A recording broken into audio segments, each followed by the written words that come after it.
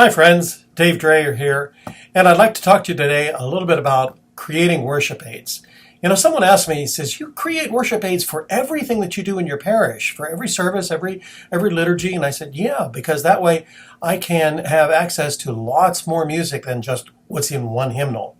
And you know, in the old days, I used to do what maybe a lot of you are still doing, and that's using all kinds of extra paper and scissors and cutting out things and gluing things or stapling things and taping things together.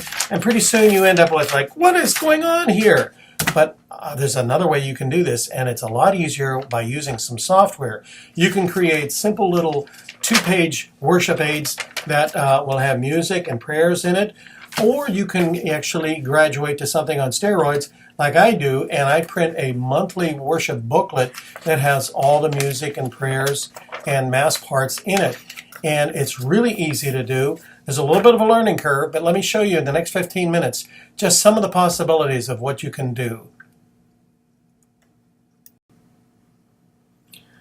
Hi friends. Okay, so I'm going to give you a little tutorial here on how to do worship aids. It was brought to my attention that a lot of people have wondered how it is that I do this. I'm kind of like the king of worship aids because at our church we don't use hymnals. We use worship aids for every service and every liturgy that we do. And I find that it's a lot easier to do this because now I have the copyright licenses to the big three, which is OCP, GIA, and World Library. And by having the copyright license, I can get music from all three sources rather than just one hymnal. So what I'm using right now in my office is an iMac. You can see the screen here. And on my iMac, I actually have two computers. I have a PC side, and I know a lot of you use Windows and PC. So I'm going to switch over now to that PC side and show you some of the software I use. I used to do the old-fashioned cut and paste, as I said before, literally cutting and pasting and creating items. But now there's software that you can use. You don't have to pick up a pair of scissors or tape or anything like that. Most people have heard of Publisher. So let me click on something here right now and I'll show you an example. What you're going to want to do is you're going to want to create a template. So let's go over here to New, and we're going to create a template so that you can use these to create new booklets. Now you're going to have to remember that in order to do a booklet, you have to think of 4-page increments. So let's go down here to blank 8.5 by 11 and we'll create a new one. Now we have to create a few things. So first of all, what we're going to do is we're going to go to page design and we're going to do the orientation and leave it at portrait. Now we have to come on over here to master pages, and what we're going to do is we're going to edit this master page. We want to create a 2-page master so that when we fold them back and forth, it's going to have that property to it. So we've got that 2-page master. Now let's go back down to page design, and we're going to tell what these columns are going to have in terms of size. So there's several different kinds that you can choose from here, but it's better to go down to some of these preset page sets. And here what you can do is you can find one that says booklets, and then you have several different options here. The one I like is half-letter booklet. It's 5.5 by 8.5 inches. So I'm going to click onto that and say OK. And now it's reminding you that the publication has to be in 4-page increments. You've only got 1 page now, so they want to insert 3 more. And so I want to say yes. So I'm going to have that. So now you have your work side over here, and each page you can do, you can start to create your own items here. And then what you're going to have to do is remember that you're going to import or create text boxes and picture boxes. And I'm going to show you what that's like. When you use Publisher, you have to know that there's basically 2 different kinds of boxes that you have to work with. You can see these here. I'm going to highlight this one here or highlight this one over here. These are called text boxes, okay? So whenever you set up your software and set up your program, you want to determine how many pages. You'll see this is like the work side over here, and you see that this particular worship aid has lots of different pages in it. And this, you certainly don't have to get this involved. But here's the icon for the text box, and here's one for insert file or art or anything like that. Here is an example of a text box, and depending on what the prayer is or the title, you want to create a text box. When you click on it, then it gives you the size of the parameters, and when you click on these parameters here, the margins, you can make it smaller or bigger by scrolling up or down like that. If you happen to have text that's already in there and it's already beyond the point of the size of your box, it'll give you this little red light here, and that'll kind of warn you, say, oh, I better make my box a little bit bigger. So I made it this big so that I could put all the text in here. And anywhere you go along in here, you could start with your cursor and you could just start typing. So, I mean, I can just start typing some gibberish and give you an idea of what it's doing. You see how it's moving all of the text down. Okay, when you're done, then you just click off of it, and then that'll save that in that text box. So obviously I don't want to keep all of that gibberish, so let me just erase a lot of that right now, because this was a prayer service that they were using at one of our services that the ladies are doing on Friday mornings. Over here on the cover, you'll see that this is an image that you can import using clip art. And so by creating a file box, you can then import a lot of different images. So you can insert file here or bring pictures from online over here. If you happen to find some and want to save them to your desktop, then that way you can just import a picture right here rather than having to actually cut it and glue it on or paste it. Now the problem with Publisher is that it gets a little clunky when you use it. It's a little bit harder to move some things around. You can certainly do that, and for the most part, you'll have some nice worship aids. One of the things that I do like about it is that as you continue on creating more and more pages like this, it'll just go ahead and sequentially put them over here on your work side here, and then you can go back and say, hey, I want to fix this, or I want to change this. You see how there's two different word boxes here? Okay. That was because they wanted to have two different kinds of prayers that are going on. And you can certainly move these around. If you didn't like it where it is there, you could just take this and move this word box around. You could kind of rotate it, do all kinds of fun stuff with it.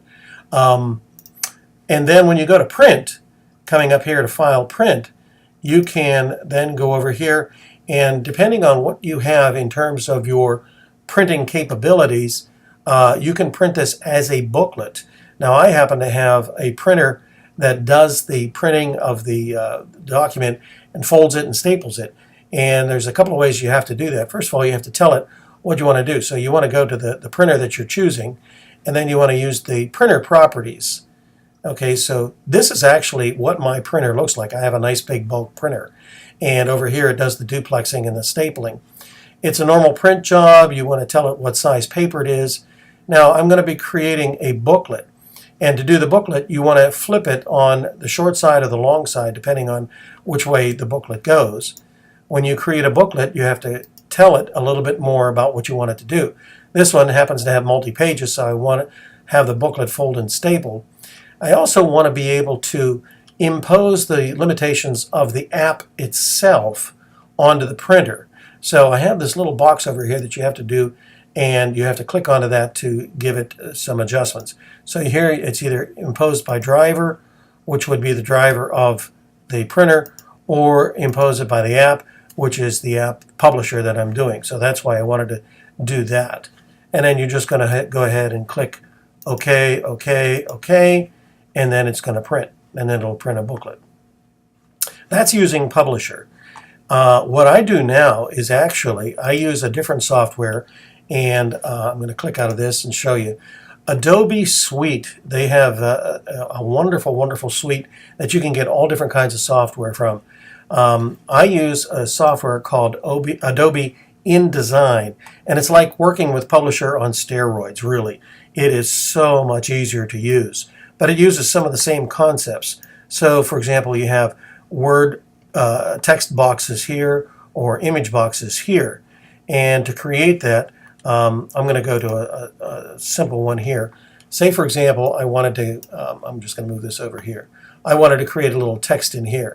This is my little arrow icon that I use to move all these boxes around. That's the nice thing about using this Adobe InDesign, is that no matter what you create, you can move them around a whole lot easier.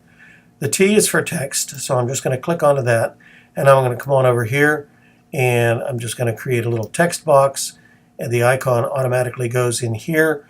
I'm going to change the font, and I'm going to say I'm going to use Trajan Pro. I'm going to use it about 12 points. That'll be the size of my font. And so I'm going to say Liturgy of the Word. Okay, now I don't want to have it in the end there. I want to put it in the center. So because I created this text box that's this wide, if I take my cursor and put it over here and come on up here, this will give me the different alignments. So I'm going to do the alignment so that it's centered. And maybe I don't like the size of that font. Maybe I want it to be a little bit bigger. All I got to do is come on over here, click it with my mouse, highlight it, come on up here, and change the size of the font. So now it's at a 14 point. Just click off of that, and now you've got that. Okay, if you wanted to change some of your little images that you put in here, then what you want to do is you want to create an image box. So let me get rid of this one for a minute. I'll just move this over here so you won't see it. I'm going to come down here to this image box. It's a framing tool. And I'm going to now put it right here. And that's where I want to have my image. Now this is the area that it's going to work with. The thing you want to remember is that you want to use your arrow cursor to do the selection. So now I say, all right, where am I going to get a picture that I want to put in here? Well, I happen to have a couple of different things that I use here. You could go to your Google and you could get one of your images there. I happen to have, because we subscribe to World Library, I also have clip art. And so let me click onto that. I'm going to show you that we have some clip art files, and I save them because they're monster files. But say, for example, I wanted to use something from, I don't know, maybe this month. All right, you can see that there's all different kinds of images that are here. Okay, so maybe I kind of like this image. Here's what it looks like if I click onto it nice and big. Okay, so Pollock has this here. All right, that's what it would look like. Now, for me to find that, I've got to tell the software where to go to find that. So this is where it all is. This is in my folder. It's the 2012 clip art, and I happen to be in May, and this is the designation 0506E. So what I'm going to do is I'm going to come back here. I'm going to make sure that it's going to find it. So I'm going to place it from a source. So I'm going to go here, and I'm going to find where that is. It's in my file here. It's in my clip art, and it was here, and it was 0506E. So I'm going to click onto that, and all of a sudden it imports it right into that space. Now, you can see that it's kind of distorted. You don't see the whole picture. That's because this whole frame box tells you what the size of the picture is going to be. Now you see when I move my cursor over here, you get a little bullseye here. This tells you how big that little image is. So what I can do is click onto that. I can now, like I did in Publisher, I can bring that down, bring this on over so that it kind of fits into that frame. I'll bring it up here. Okay, now it looks kind of squat. So I said, well, let's make it look a little more realistic. Okay, so now I move that into position here, and now I have it. Now when you print this, you're not going to see this diagram here. That's just it's kind of like the vase. These are the flowers that you put in the vase, and this is the vase, okay? So think of it as the image box as a vase or a cardboard box, and now you're putting something in it, and you got to make sure that it fits. You can see down here that the copyright of the Pollock is a little bit cut off, so I'm going to bring that up just a little bit more so we give them credit for where that image came from. And now I've got that text box in there, okay? You can do that with text or images as well. You notice over here I have in my worship aid, I have some music. Now in another video what I'll do is I'll show you how you can create these. But I use a software down here, it's called Finale, and it is a great software where you can help write music. Just give you a little sneak peek of what it looks like here. I've got hundreds and hundreds of files in here. I'll just show you. If I open up my files, I have hundreds and hundreds of these that I've created over the years. And what you have to do is you have to import them as TIFF files or GIF files. And I'll show you how to do that later. You can create this. This is a standard hymn that everybody knows. Love divine, all loves excelling. And that you can put into your worship aid, and I'll show you how to do that. This one was a song that Tony Alonso wrote, and it's called What You Have Done. And again, if I click onto that, you can see that the outside parameters are over here, and I've dimensioned it so that it fits exactly right in to that image box. So this is a simple 2-page program. You can see that when I scroll up and down, you have the 2 sides. When you print them, they'll be printed back to back. This happens to be a worship aid that we're going to be using for one of our school masses. A simple little format of how you can do that. Now, here happens to be another template of a worship aid where I created an 8-page booklet. This was for our NPM mass that we did a few weeks ago. And you can see as I scroll down, there's lots of different pages here. I have to move this over so that you can see where they are because they kind of fit differently on the screen. And you can put all different kinds of music, images, texts, and it's so much easier. There's a little bit of a learning curve, and Adobe InDesign gives you a lot of videos to show you how to do this and get started.